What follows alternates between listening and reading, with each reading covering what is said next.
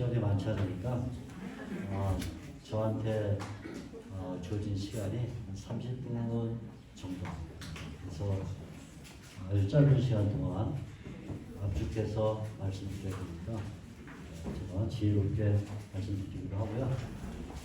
일단 핸드아웃이 없으면 강의 따라오기가 좀 어려워요. 왜냐하면 나오는 등장인물들이 이름이 좀 어렵기 때문에 이거 봐야만 됩니다. 연도나 그런 것들을 참조해야 되기 때문에 보시길 바랍니다. 시작할까요? 네. 괜찮을까요?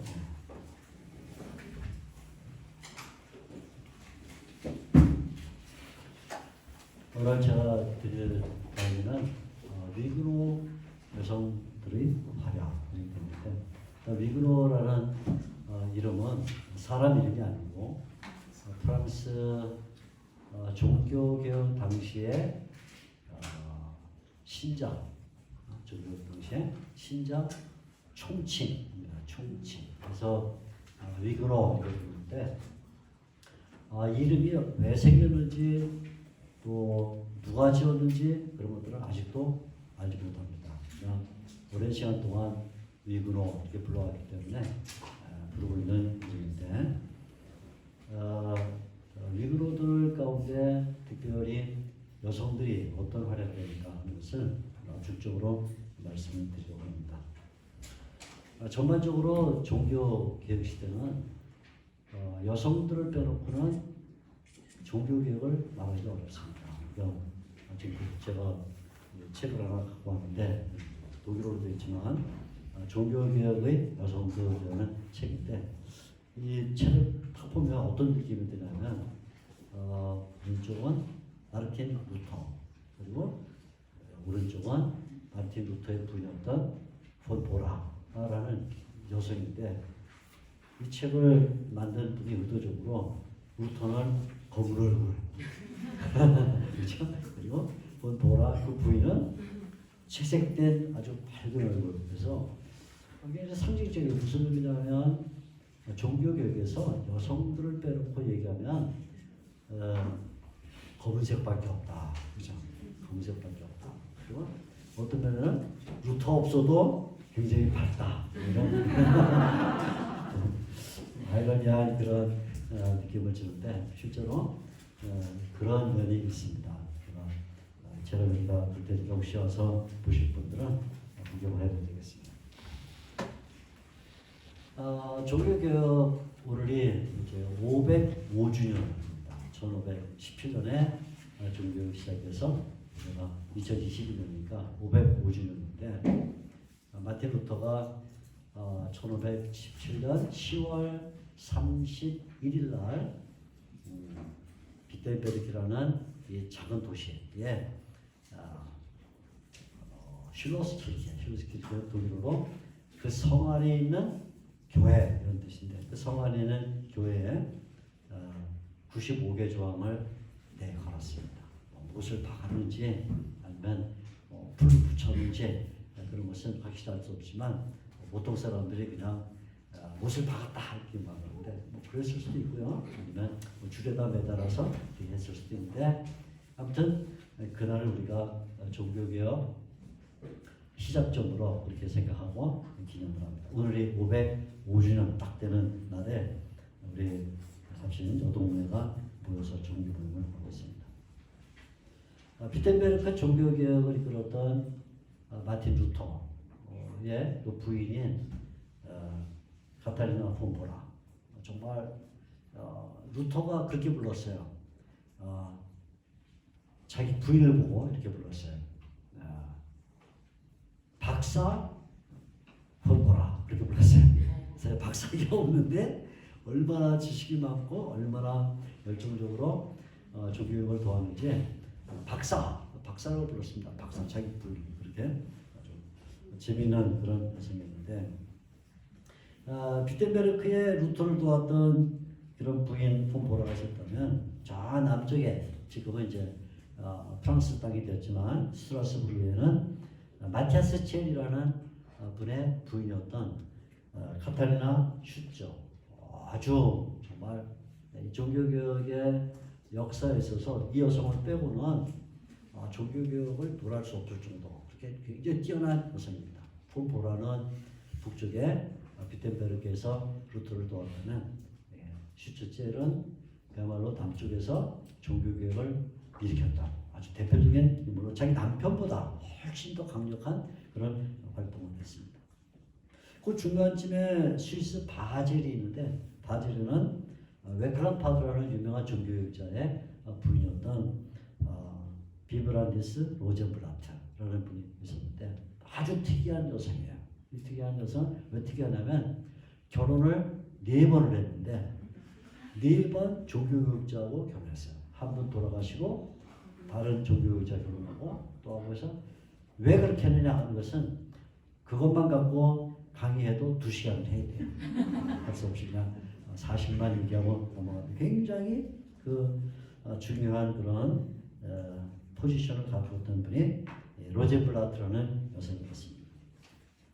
그러니까 이렇게 북쪽 독일의 루터의 부인, 또 프랑스 북쪽의 스트라스부르의 마티아스 슈츠젤, 그 다음에 또 웨클란파드의 부인이었던 비브란디스 로젠블라트 뭐 이런 여성들이 많이 있었는데 프랑스 신교, 그러니까 위그노 운동에도 역시 여성들이 굉장히 중요한 역할을 했습니다. 워낙 많은 여성들이 차별했고 워낙 많은 여성들이 활동을 했기 때문에 다 말할 수가 없어서 제가 그거를 부류로 이렇게 3부류로 나눴습니다. 3부류 나눠서 특징들만 말씀드리게 될 텐데 첫째 말씀드릴 분은 정치 지도자야. 여성인데 정치 지도자. 굉장히 막강한 정치 지도자로서 종교개혁을 보냈던, 특별히 위그노 운동을 보냈던 분이 있습니다. 잔느 달브레라는 여성이고, 두 번째 말씀드릴 분은 목회자의 분인데 우리가 잘 아는 존 칼빈의 부인이었던 위들레트 디뷰르라는 여성이 있고, 그다음에 세 번째는 그냥 일반 신자예요. 일반 신자. 목회자분도 아니고 정치 지도자는 일반 신자인데 이분들을 빼놓고는 종교개혁을 말할 수 없다. 특별히 프랑스 신교를 말할 수 없다. 이런 분들인데 한 분은 마리 듀랑이라는 여성이고 한 분은 좀 특이한 분인데 도로테아 비만인데 우리말로 번역하기가 어려워서 제가 비만 거의 살이 쪘다. 그거는 비만이라고 했는데 우리말로 표기하기 어려워서 비만 이렇게 표현을 했습니다. 거기에 그 그림들을 제가 다 넣었기 때문에 여러분이 보시면 이렇게 생겼구나 하고 거의 유명한 당시 유명한 화가들이 그려놓은 그림이 있어서 대략 알 수가 있을 것 같습니다. 먼저 정치 지도자였던 잔느 달브레라는 여성은 왕족입니다.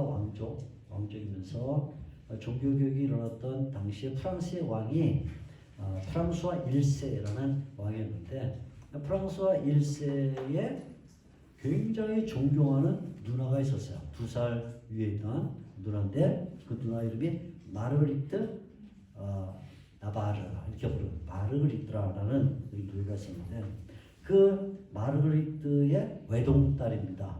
외동딸. 굉장히 총애를 받고 자기도 물론 다른 아이들도 낳는데 뭐 얼마 안 돼서 죽고 해서 겨우 하나 남은 딸이 바로 이 잔느 달브레라는 여성인데 지금은 스페인하고 프랑스의 경계선에 있는 피레네 산맥 그 어간에 프랑스 쪽에 붙어있던 조그만 땅이 나바르라는 조그만 나라였어요. 조그만 동도면서 나라였는데 거기에 이제 왕후가 됐습니다. 근데 본래는 카톨릭 신자였는데 어느 시점부터인가 개혁파 신자들하고 교류를 나누고 또 개혁파 목회자들 또 개혁파 종교개혁자들과 만나기 시작하면서 워낙 이제 최상위에 있는 여성이기 때문에 왕족이니까 최상위에 있기 때문에 정말 그런 정도의 최상위 종교개혁자, 최상위 지도자 이런 사람들을 만나다 보니까 1560년쯤에 칼빈의 후계자이면서 또 종교교육의 기술을 던졌던 테오도르 베이자라는 사람을 만나게 되는데, 물론 그 전부터 서신 교환하고 또 가끔 얼굴을 보기도 했지만, 결정적으로 1560년에 베이자와 만나면서 성탄절 예배에서 개혁파, 그러니까 신교로 전향을 했어요. 공식적으로. 그러니까 본래는 카톨릭 여성이고 카톨릭 왕족인데 공식적으로 자기가 이제는 신교로 간다. 그리고 신교 가운데서도 루터란이 아니라 나는 칼빈의 신앙을 따르는 그런 개혁파로 간다고 공식적으로 선언을 했습니다. 그때부터 이 여성은 위그노의 정치 지도자로 부상을 했어요. 그때부터. 그때 전까지는 왕족 가운데 위그노가 없었어요. 없었다 이렇게 봐요. 그런데 이 여성이 들어오면서 드디어 왕족이 위그노의 운동에 참여를 하게 되는데, 거의 한 12년 또는 13년 정도 정말 치열하게 위그노 편에 들어서 신앙을 보수하는 그런 일을 했습니다. 이 여성이 한 일이 굉장히 많지만 그 중에 한 가지 참 잘했다 하는 게 뭐냐면, 자기 아들, 이름이 앙리인데, 앙리가 어렸을 때 아직 10대 소년이 안 됐을 때 이 베이자, 유명한 종교교육자고 신학자인 베이자를 초청을 해서 자기 아들에게 잠깐 동안 신앙 교육을 맡겼어요.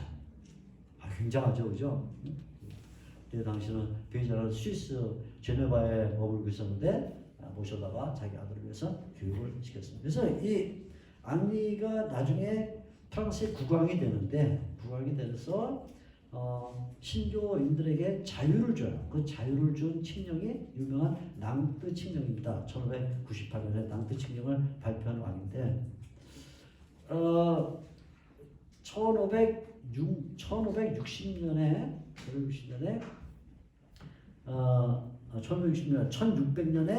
1600년에 마침 이 앙리 4세가 제네바 쪽으로 그 전쟁을 위해서 출정을 나갔을 때 자기 옛날 선생님이 테오도르 베이자를 초빙해서 자기 궁정 막사에서 만났습니다. 정말 오랜 시간 지났어요. 자기가 소년 시절 만나고 왕이 돼서 그 50세 가까이 됐을 때 이 테오도르 베이자를 초청해서 만나서 한 3시간 정도 얘기를 나눕니다.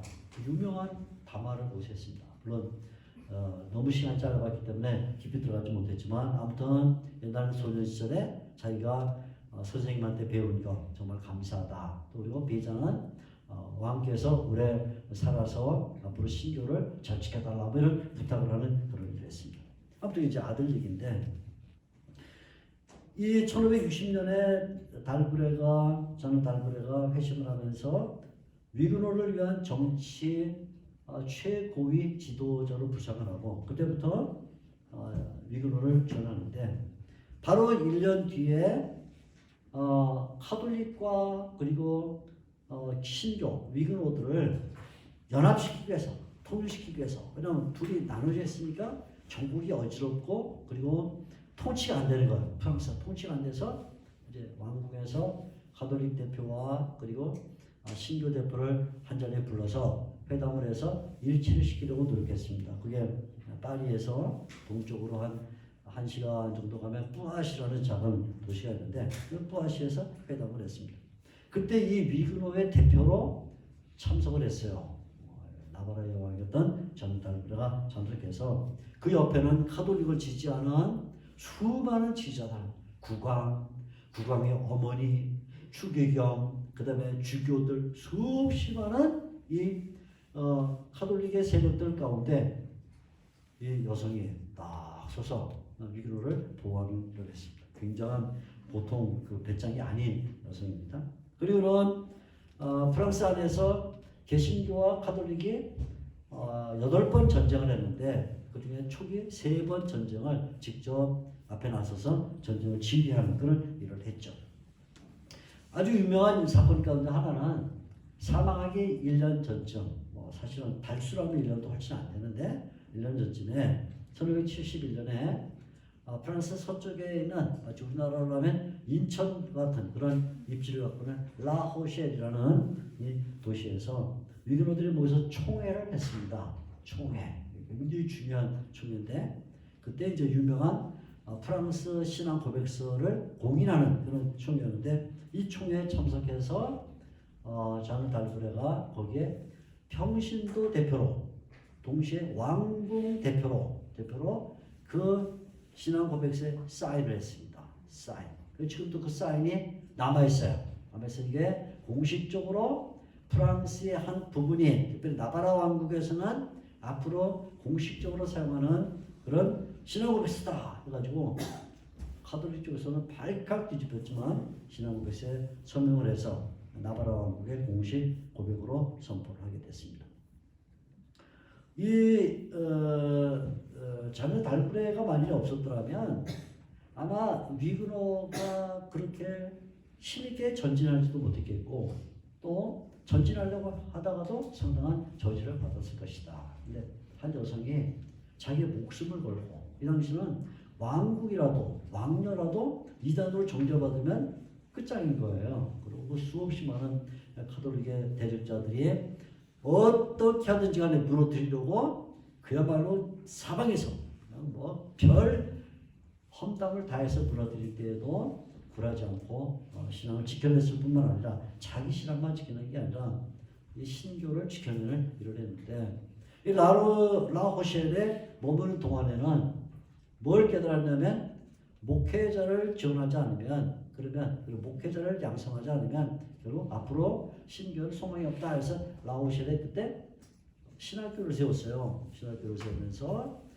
유명한 신학 교수들을 초빙해서 신학교 교수를 하게 되는데 당시 위그노는 수가 소수예요.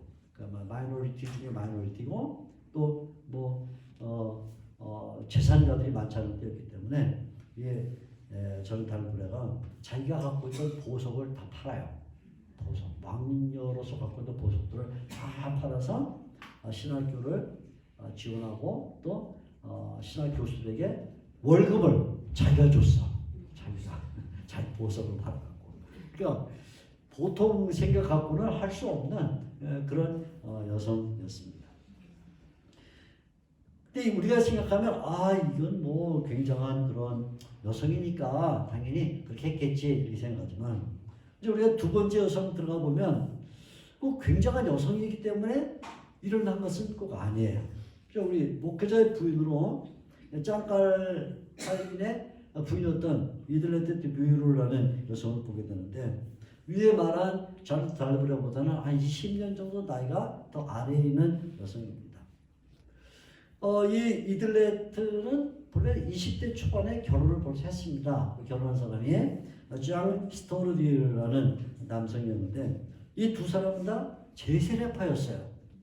제세례파는 그 당시에 카톨릭도 싫어했고 루터란도 싫어했고 여기 칼빈을 따르고 있는 개혁파도 싫어했고 제세례파는 공적이에요. 공적. 모든 사람이 싫어했어요. 그런데 이상하게 어떤 연유이든지 간에 첫 남편이었던 장 스토르디와 그 다음에 이들레트 디뷰르가 제세례파에 속해 있어서 본래 이 사람들은 지금 벨기에 류에주라는 곳에 살고 있었는데 제세례파였기 때문에 추방을 당했어요. 제세례파는 무조건 추방이에요. 이 당시는 무조건 추방. 어디 가면 제세례파 알려주면 추방 저러다니다가 결국은 제네바를 방문하게 됐습니다. 제네바는 당시 상당히 자유도시였고 또 많은 난민들이 와 있던 곳이기 때문에 제네바로 방문해서 거기서 한동안 살면서 칼빈을 처음 만났어요. 칼빈 처음 이제 막 20대 막 중반 좀 넘어간 칼빈을 처음 만나게 됐습니다.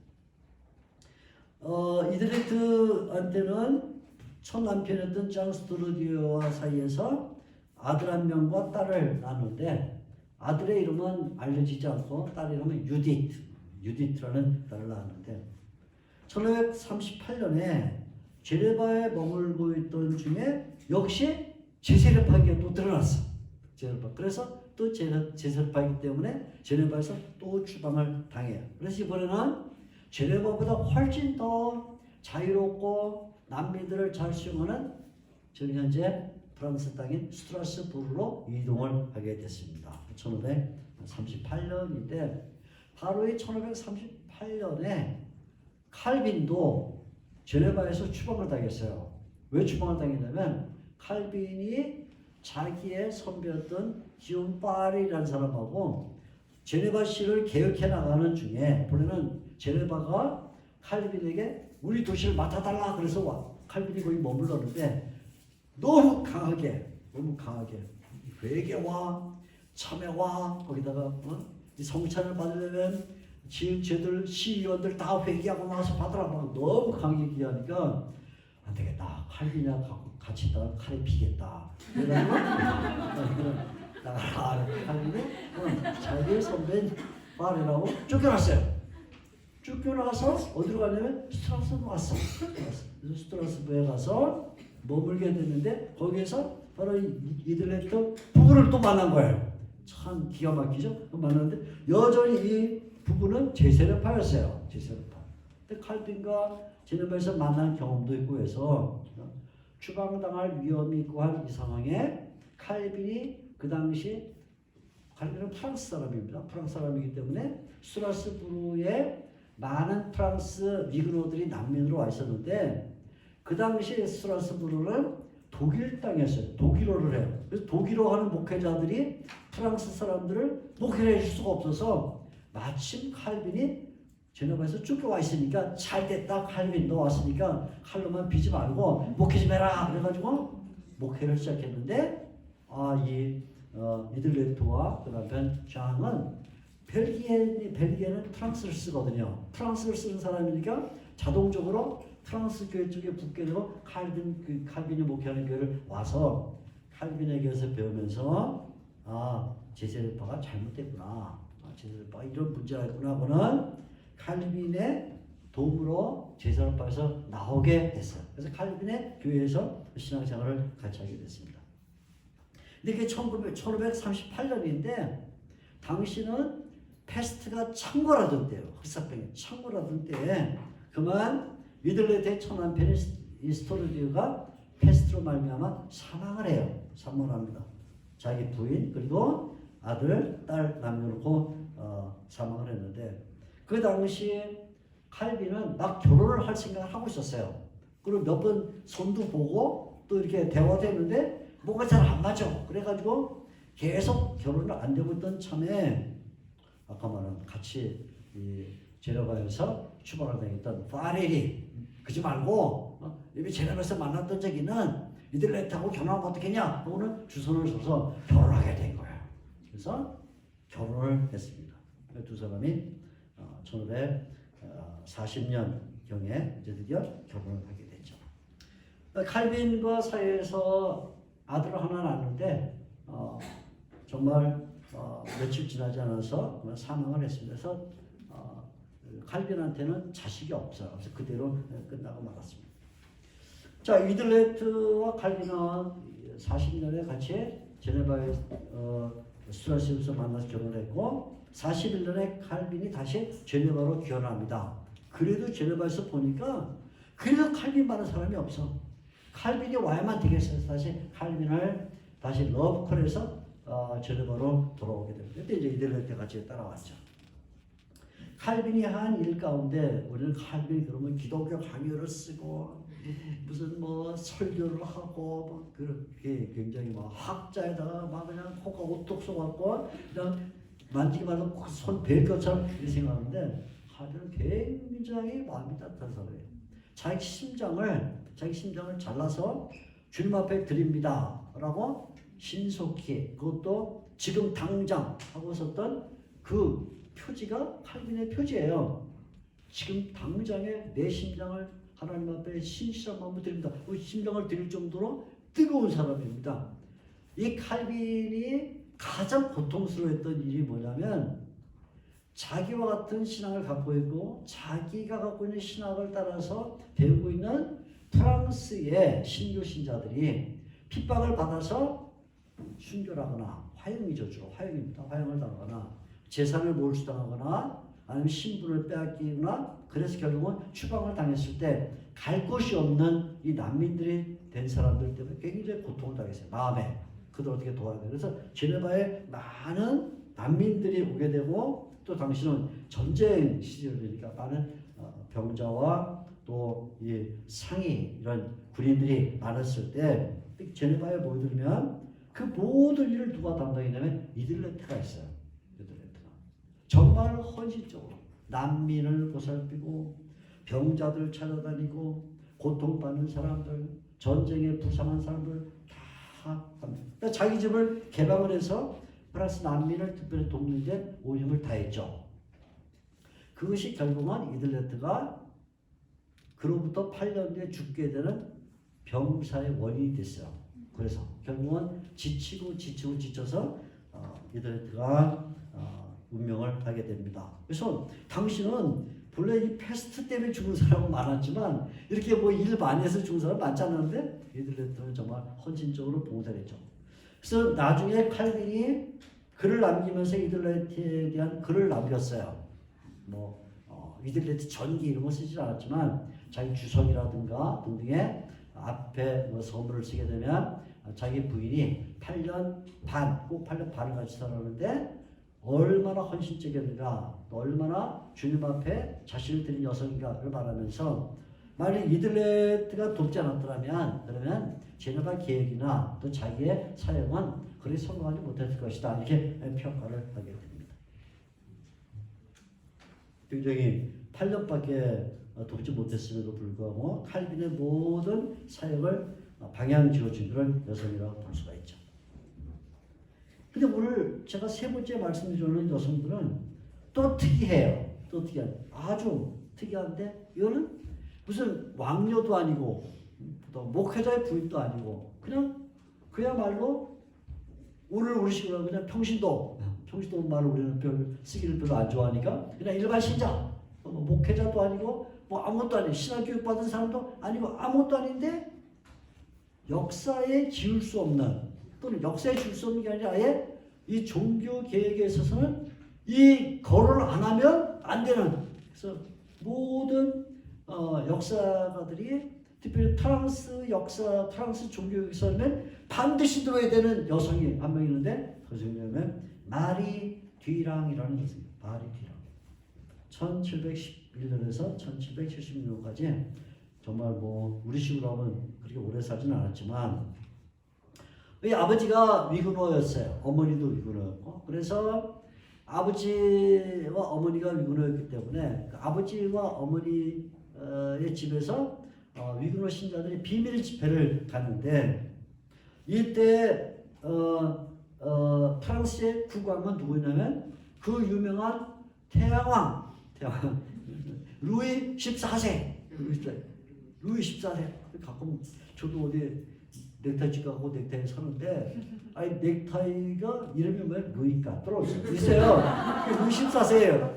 저도 집에 몇 개 있는데 그거 멜 때는 기분이 넥타이는 참 예쁘긴 한데 매면 기분이 꼭 이렇게 70살 것 같은 루이 14세 넥타이가 있으니까 또 아무튼간에 그 유명한 태양왕인데 그때 얼마나 극심하게 위그너들을 박해했는지 용기병이라는 드라곤이라는 이 자기 그 근위대를 풀어서 프랑스 전역을 수색해가지고 위그너들을 색출해내는 그런 아주 무자비한 그런 있습니다. 나중에 좀 전에 말씀드린 이 낭트칭령을 발표한 앙리 4세의 손주입니다.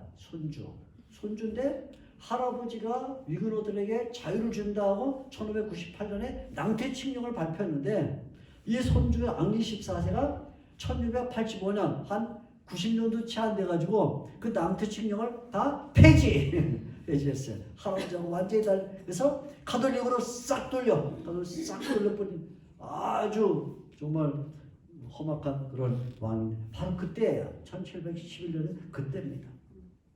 아버지는 체포를 당해서 프랑스 남쪽에 있는 작은 섬에 감옥에 표기됐고 어머니는 체포를 돼서 사형을 당했습니다. 어머니가 먼저 사형을 당했어요. 그 다음에 아버지가 나중에 결국은 사망을 하지만 오빠가 있는데 오빠가 삐에르 디랑이라는 오빠인데 마리 디랑보다 11살이 나이가 많아요. 근데 이 오빠는 정말 뛰어난 설교자입니다. 20살 때쯤에 벌써 비밀 집회를 다니면서 설교를 해서 많은 사람들에게 감동을 주고 신앙을 지켜나가게 한 그런 설교자입니다.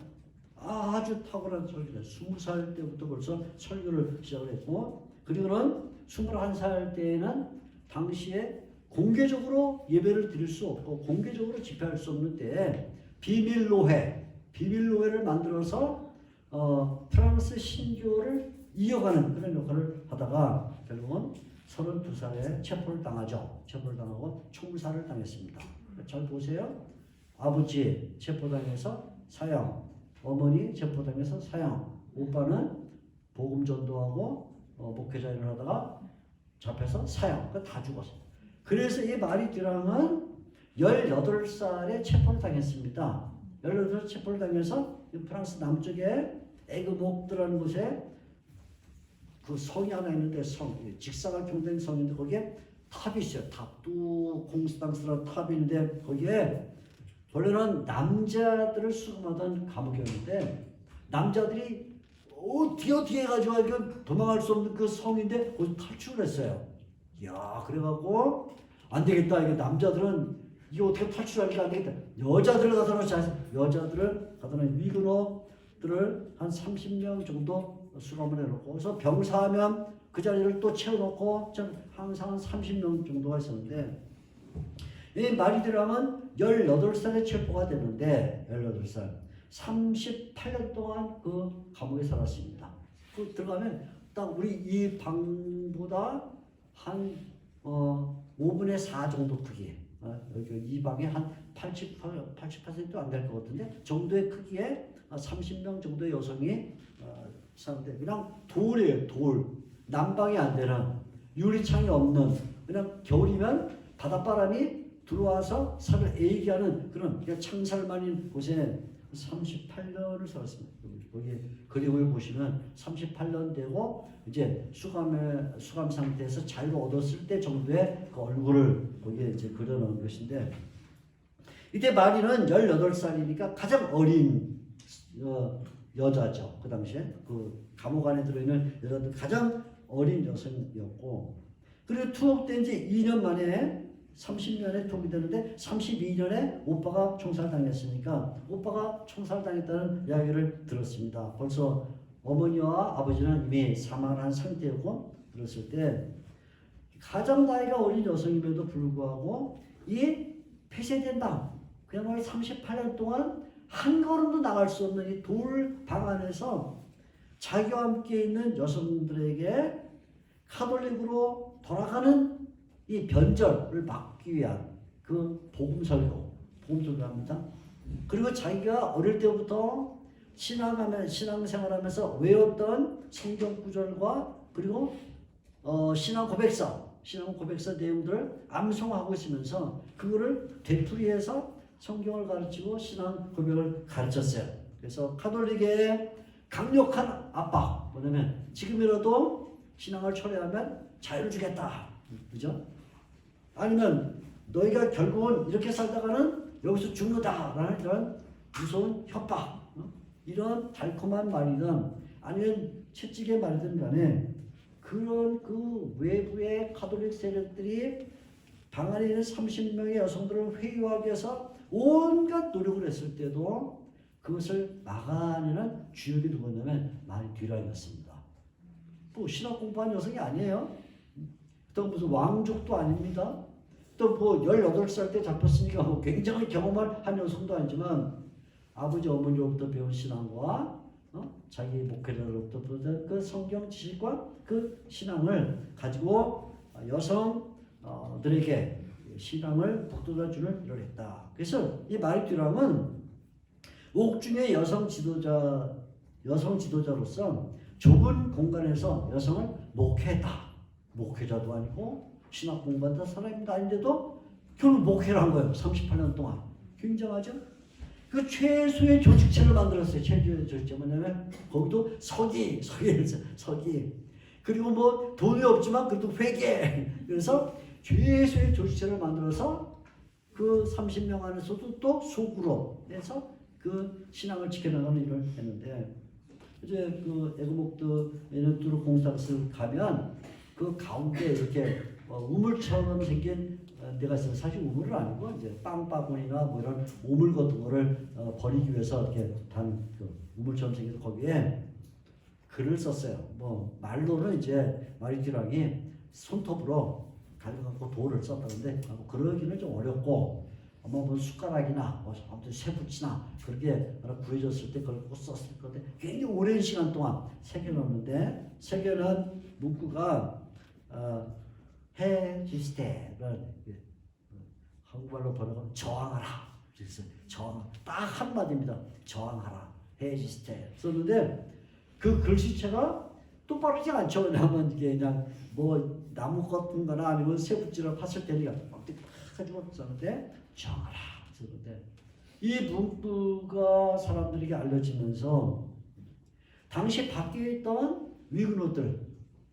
위근호라는 것이 알려지면 첫째 어떤 일이 벌어지냐면 재산을 몰수당해. 재산.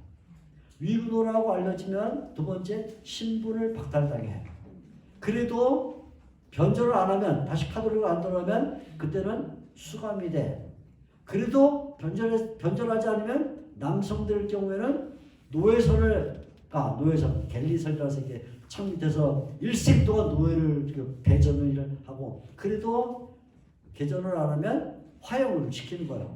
화형을 시킬 때는 위근호들이 화형을 당하면서 시편 찬송을 불렀어요. 시편에서 다 죽으면서도 시편 찬송 부르니까 이 구경하는 사람들도 막 질리고 재판하는 사람도 질리고 사형수 질리니까 사형을 시키기 전에는 위근호들의 혀를 잘랐어요.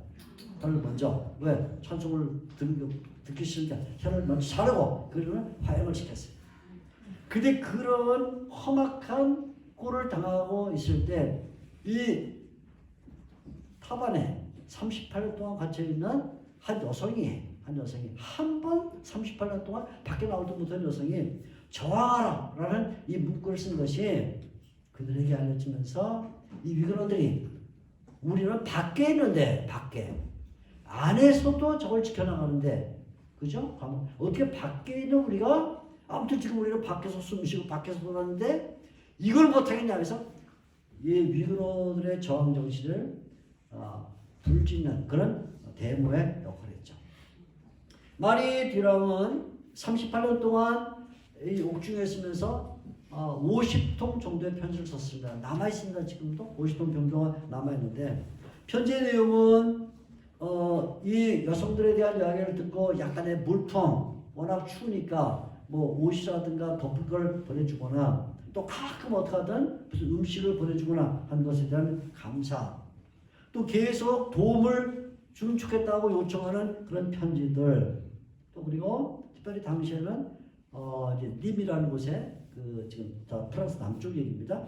볼 라보라는 유명한 목사님이 있었는데 그 목사님하고 서신교환하면서 지금 최신 밖에서 어떻게 정세가 돌아가는지 또 이 타반에서는 어떻게 신앙을 지금 지켜나가고 있는지 서로 서신교환한 그런 내용과 자기의 조카 가운데 본래는 굉장히 좋은 위근호 신자였는데 그만 부자 카톨릭 신자가 결혼하자 그런 바람에 거기에 마음이 동해가지고 카톨릭으로 넘어가고 있는 자기 조카에게 믿음을 지켜라 하고 격려하는 뭐 그런 편지들이 들어있는데 그 편지를 읽어보게 되면 거기 위근호들이 어떤 신앙을 가졌는가 감옥 안에서도 어떻게 신앙을 지켜나갔고 어떻게 인권과 자유를 추구하고 있는가 그 다음에 여성들이 그 감옥 안에서 당하는 고통이 뭐냐는 그런 진술이 들어있는 것을 볼 수가 있습니다. 38년 뒤에 석방이 됐어요. 석방. 뭐 이제 젊음도 잃고 건강도 잃고 뭐 부모도 다 잃고 자식도 꺼진 상태에서 나와서 한 8년 정도 건강을 회복하지 못한 상태에서 운명을 하고 말죠. 자, 아무튼 이렇게 늘 신앙을 지키려고 했던 한 그야말로 그냥 여성입니다. 그냥 여성 신앙을 지켰다. 자기가 있는 곳에서 목회를 한 여성이다. 이렇게 볼 수 있습니다. 마리 듀랑이 한참 감옥 안에 들어있을 그때쯤에 태어난 한 여성이 있는데 그 여성은 도로테아 피만이라는 여성인데 이 여성은 위근호 가정에서 태어났는데 위근호 가정에 추방을 당해서 독일로 이민을 왔어요. 난민입니다. 난민. 그래서 이 피만 제 남편 성이고요. 본래는 피엘슨이라는 그 성을 갖고 있었는데 아무튼 이제 할아버지 때부터 아주 신앙이 독실한 그 위근호 신앙이었는데 추방을 당해서 독일로 와 있었는데 남편이 피만이라는 사람이라 이제 그 사람을 만나서 결혼을 하게 되죠. 그래서 이 피만과 결혼한 후에 지금 독일의 카셀, 독일의 중북부 쪽에 카셀이라는데 카셀 지역에 둥지를 들고 살던 중에 여성은 그냥 일반 신자예요. 그냥 위근호 신자예요. 난민 위근호 신자인데 무슨 뭐 성직자도 아니고 뭐 목회자도 아니고 신학을 공부도 아닌데 이야기를 잘해. 이야기. 한 번 밤에 이야기를 풀어놓으면 저 멀리 있던 애들도 와서 뭔 얘기인가. 그래서 소문이 난 거예요. 소문이. 야, 저기 카셀 어디 시골에 진짜 이야기를 잘하는 이야기 할머니가 있다더라. 소문이 나서 이 이야기 할머니에 대한 이야기에 관심을 기울인 사람들이 있었는데 그 사람들 누구냐면 독일의 유명한 동화작가, 독일의 유명한 이 동화작가였던 그림 형제 들어보셨죠? 그림 형제. 그림을 잘 그려서 그림 형제가 아니라 이름이 그림이야. 그림. GRIMM 그림이야. 이 그림 형제가 들어보니까 자기 근처에 도르티아 피만이라는 할머니가 사는데 너무나 얘기가 재밌다는 거예요. 그래서 자기 집에 초대를 해서 그 할머니로부터 이야기를 들어요. 이야기. 그러면 그림 형제가 형하고 종이를 갖고 와서 그때 뭐 타자 시대가 아니니까 종이를 갖고 와서 적어요. 형도 적고 동생도 적어갖고 나중에 둘이 맞춰갖고 이제 넌 빼먹었네? 내가 더 써내고 이제 맞추는 거죠. 있습니다. 한번 이야기를 하면 너무나 신기한 얘기를 하는데 신기한 얘기. 그림 동화에 들어있는 신기한 이야기들 가운데 많은 이야기가 바로 이 도로테아 피만에서 나온 거예요. 피만. 그림이 독창적으로 한 게 아니고 오랜 시간 동안 독일 사람들을 그렇게 믿었어요. 독일 사람 게르만족 정신이 있어갖고 우리 순수 혈통이다. 인류의 최고 혈통이다. 그래갖고 잘 인정을 안 하기 때문에 그림 형제가 정말 역시 독일 사람으로서 최고의 동화를 줬다 그러는데 요즘은 아무도 그렇게 말 안 해요. 그렇게 말하면 작살나요. 뭔 소리 하고 있어? 이게 다 빌려 쓴 건데 단지 수집을 했을 뿐이야. 수집. 그리고 그림 형제의 가장 장점 뭐냐면 가능하면 가피를 안 한다. 가피를 하게 되면 원전 성격이 없어지기 때문에 되도록 뜻이 잘 통하도록 하지만 내용을 가피하지 않는다. 그래서 그 순수성을 지키고 있는데 이 도로테아가 갖고 있는 그 이야기들은 전부 프랑스 이야기예요. 프랑스에서 자기가 어릴 때부터 들었던 그 동화 이야기예요. 동화 이야기인데 거기에 상당한 위구르 정신이 조금씩 숨어 있어. 근데 그거는 이제 동화 작가와 신학자 같이 작업을 해갖고 여기까지는 동화, 여기까지 신학 이제 분류해드리지만 아무튼 좀 복잡하게 적혀 있는데 그 이야기를 얼마나 잘하냐면 그림 형제가 이제 어느 날 저녁에 이 도로테아 피만 할머니를 부르다가 들었을 거 아니에요? 근데 둘이 열심히 적었지만 녹음기가 있던 시대가 아니니까 놓친단 말이죠. 둘이 토론하는 거예요. 토론. 형 그거 아니잖아. 야 이거 네가 잘못 썼지. 안 되겠다. 다시 모셔와야겠다. 그래서 다시 모셔와서 또 얘기를 드리면 지난 며칠 전에 했던 이야기를 포지션은 틀리지 않고 똑같이 거반만 네가 잘못했잖아. 거기서 똑같이 얼마나 기억력이 좋은지 똑같이. 그래서 이 나중에 그림 형제가 책을 냅니다. 뭔 책이냐면 동화와 민담, 독일말 킨더 und 하우스 메리켄이라는 책을 낼 때 그 동화집의 표지에 이 도로테아 피만의 추상을 넣어요. 이게 우리 이야기가 아니라 우리가 이 할머니에게서 많은 이야기를 들었다고 해요. 근데 도로테아 비만뿐만 아니라 또 그 외에 하센플룩이라는 그런 가문이 있었는데 역시 위그노 가정이에요. 위그노 가정. 위그노 가정이 아주 굉장한 그 정신을 갖고 있었는데 이 여성도 그림형제의 초대를 받아서 지금 얘기한 도로테아 위의 이야기들을 놓아요. 우리가 잘 아는 잠자는 숲속의 공주 모르는 게 알죠? 뭐죠? 찔레에 찔려가지고 그만 마법에 걸려서 100년 동안 잠자는데 지나가던 왕자가 입맞춤을 해준 말을 깼다 하고 이거 알죠? 그 모르면 그건 사람이 아니에요. 그 어릴 때부터 들은 건데 이걸 모르면 그런 모든 동화가 다 이런 도로테아나 아니면 하센플룩에서 나온 거예요. 거기에 상당히 동화적이면서 이상적이지만 잘 뜯어보게 되면 거기는 어떤 신앙이 들어있고 뭔가 신학이 들어있어요. 인간이란 본래 스스로 깨어날 수 없는 존재다. 그죠? 타락할 때 어떻게 깨어나요? 그죠? 누군가가 와서 입맞춤을 해줘야지. 그죠? 하나님께서 뭐요? 잠자고 있는 인류에게 예수 그리스도를 보내서 십자가의 보혈을 우리에게 주었으니까 갑자기 설교를 되면 안 되는데 이런 이게 가만 들어보면 그냥 단순한 얘기가 아니에요. 아이들 눈높이에 맞춰서 동화화되고 환타지화 된 것처럼 보이지만 그 속에는 상당한 또 신학이 들어있는데 인간은 저절로 깨어날 수는 없다. 그러니까 누군가가 외부에서부터 은혜가 와야 된다 하는 것은 완전 칼빈의 사상이야. 완전 칼빈의 엑스트라 노스. 우리 밖에서 은혜가 오지 않으면 못 깨어난다. 이게 칼빈의 신학이거든요. 그 정신이 들어있는 거죠. 아무튼 그래서 그림 형제가 나중에 유명한 책을 내서 상당히 돈벌이를 했는데 얼마나 이 분들에게 좋은지 모르겠지만 아무튼 그 뒤에는 이런 위그노들이 갖고 있던 이야기 세계가 들어있다 하는 것입니다. 이 한 사람 한 사람은 얘기해도 다 한 강의를 해야 돼요. 다 그러니까 할 수 없고 그 외에도 정말 수많은 여성들이 왕족, 그냥 보통 여성들, 또 목회자의 부인들, 아니면 전도하기 위해서 책짐을 지고 다니면서 산골, 농촌 다니면서 복음을 했던 그런 여성들에 대한 이야기만 수많은 이야기가 종교교육을 이끌어가는 것입니다. 결론! 시간이 많지 않으니까 결론! 제가 여러분들에게 끝에 그 참고문헌을 좀 넣었는데요.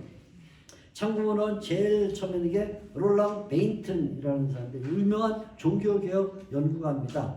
본래 책 처음에 마틴 루터에 대한 Here I Stand라는 책을 내서 유명한 분인데 이분이 연작으로 종교교육의 여성들에서 Women of Reformation이라는 책은 독일, 프랑스, 영국, 저 핀란드, 노르웨이 쭉 해갖고 한 7, 8년 동안 연작을 해서 아주 유명한 거의 교과서적인 책입니다. 아직도 번역이 안 됐어요. 누가 힘 있는 사람이 있으면 번역을 정말 유명한 책입니다. 그 다음에는 칼빈이 여성들에게 어떤 자유, 칼빈과 여성의 자유에 대한 글을 쓴 더글라스라는 여성입니다. 제인 더글라스라는 사람이 있고 이 프랑스 여성들에서 가장 많이 연구한 사람은 난시 렐커, 난시 여성입니다. 라는 분인데 거기 제가 좀 작은 논문 하나 넣었지만 이분이 유명한 책은 뭐냐면 처음에 말씀드린 자르 달브레 연구입니다. 지금도 거의 고전적인 전문 서적으로 남아있는데 많은 사람들이 자르 달브레를 얘기할 때는 반드시 렐커의 책을 읽어야 되는 거죠. 우리나라에 번역된 책으로는 키르시 스티에르나라는 분인데 영어명으로 Women and Reformation, 여성과 종교개혁 되는데 우리나라 말로 2013년에 번역이 됐습니다. 근데 이 책은 전문적인 책이에요. 그래서 읽으면 전문적인 지식이 좀 배경이 없으면 굉장히 어려워요. 그래서 좋은 책이지만 이제 추천하기 좀 어렵고 그 다음에는 레베카 말이 어렸을 화려한 여성이기 때문에 벤 누드워드라는 여성이 여성들의 종교개혁이라고 썼는데 좀 쉬운 책이에요. 굉장히 감동이 들어있는 책입니다. 그래서 혹시 여러분들이 좀 참고해 보겠다. 이 여성들의 종교개혁에는 제가 말씀드린 여성들도 들어있고 그 외에 마틴 루터의 부인 등등에 들어있는데 한번 참조해 보시면 굉장히 좋을 것 같습니다. 자, 결론을 지으면 첫째, 종교개혁은 여성 없이는 일어날 수가 없었다. 일어날 수가 없었다. 둘째, 종교개혁은 여성이 없이는 진행될 수가 없었다. 진행될 수 없다. 셋째, 종교개혁은 여성들 없이는 완성될 수가 없을 것이다. 이거 미래예요.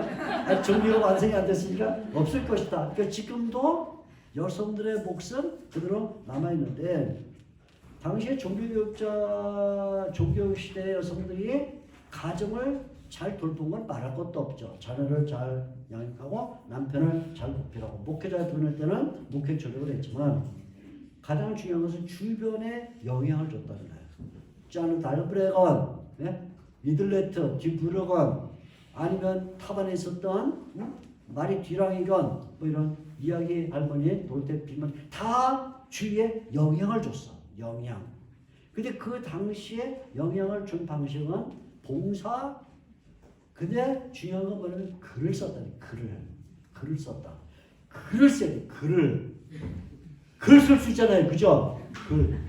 글을 써야 돼. 글을. 동화를 쓰셔야 돼. 동화.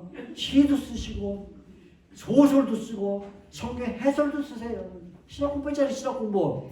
성경 해설 써. 성경 해설. 목사가 될 필요가 뭐가 있어요. 성경 해설을 써서 영향을 주고 그 다음에 뭐 해야 되냐. 여성들이 서로 뭐예요. 이 네트워크를 잘 이뤄요. 네트워크. 그냥 사교 모임이 되면 안 돼. 여성 친교 모임이 돼갖고 커피집 가서 커피 마시고 노닥거리고 우리 자식 어떻게 그런 얘기하지 말고 어떻게 교회를 살 것인가, 어떻게 성도들을 지켜나갈 것인가, 한국 기독교를 어떻게 할 것인가 하는 것은 여러분의 몫이에요. 여러분 제 몫이기도 하고요. 물론 우리들의 몫이에요. 우리가 해드립니다. 그걸 그냥 우리는 여성이니까 그런 건 없어요. 하나님이 모든 남성이건 여성이건 간에 하나님의 일을 하도록 줬다. 그래서 종이책을 만드는 일, 인터넷에 여러분 동아리 만들어서 글 올리세요.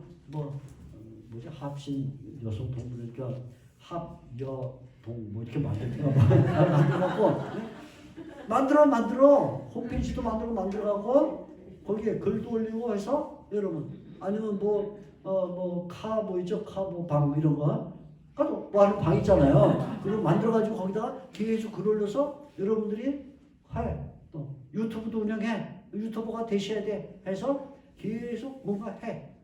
지금은 그런 시대예요. 탑 안에서도 38년 동안 목회를 했는데 탑 밖에 있잖아 지금. 탑 밖에 있을 뿐만 아니라 얼마나 자유로운 세대에 자유로운 매체가 많냐고. 근데 안 하고 있다. 이것은 굉장히 문제죠. 돈이 필요하다. 기금을 만들어. 펀드. 합여동 만들어가지고 기금. 성도들한테도 이거 기금 좀 내세요. 해갖고 이거 해야 됩니다. 그래서 자녀들을 잘 기르는 법, 좀 이런 이태원 사태 다 뭐예요? 우리가 잘못했기 때문에 우리가 걔네들을 품어 안고 우리가 데려다가 교육을 시켜야 되는데 그렇잖아요.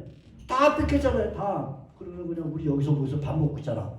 안 되지. 당연히 안 되지. 밥 먹는 거는 일하자고 밥 먹으니까 잘했는데 안 됩니다. 이거는 안 돼. 이건 종교육 정신이 아니야. 이건 기금을 만들어. 기금 만들어서 여러분이 회비 내는 것을 끝나지 말고 교회 그때 되는 사람들한테 이거 하니까 우리 기금 좀 내세요 해가지고 다 같이 단합을 해야 된다. 그래서 뭔가 어떤 단체가 함께 할 수 있는 힘을 발휘한다. 한 사람 한 사람부터 중요하지만 같이 해서 동아리 무슨 이런 카톡방을 만들건 아니면 홈페이지를 만들건 뭘 해가지고 같이 운영을 해야 된다. 그래서 서로 알려줘. 많이 알려줘. 그래서 조회수가 높아지도록 알려줘. 그래서 한 사람이 새끼 1000명씩 치게 해가지고 강제로 이거 들어봐. 앉으면 자 이거 들어봐. 이거잖아. 이거 해서 해줘야 된다. 적극적으로 뺏어와야지. 우리가 다시 뺏겼잖아요. 오랜 시간 동안 우리가 일 안 하니까. 자, 정치에 있던 여성은 정치에서 믿음을 이끌었고, 그죠? 목회자 여성은 목회자 부인으로서 이끌었고, 타반에 갇혔으면 타반에서 일생 동안 그 작은 소그룹을 목회에서 정신을 불러들었다. 그죠? 자기가 알고는 이야기가 있으면 그걸 풀어서 세상에 변화를 주는, 어린아이들에게 변화를 주는 그런 일을 했다. 우리 몫이다. 우리 몫입니다. 여러분들이 한번 이런 모임을 가지고 토의하면서 앞으로 우리가 어떻게 이런 일을 할 것인가 하는 그런 좋은 아이디어가 많이 나오길 바랍니다. 감사합니다. 잘 들었습니다.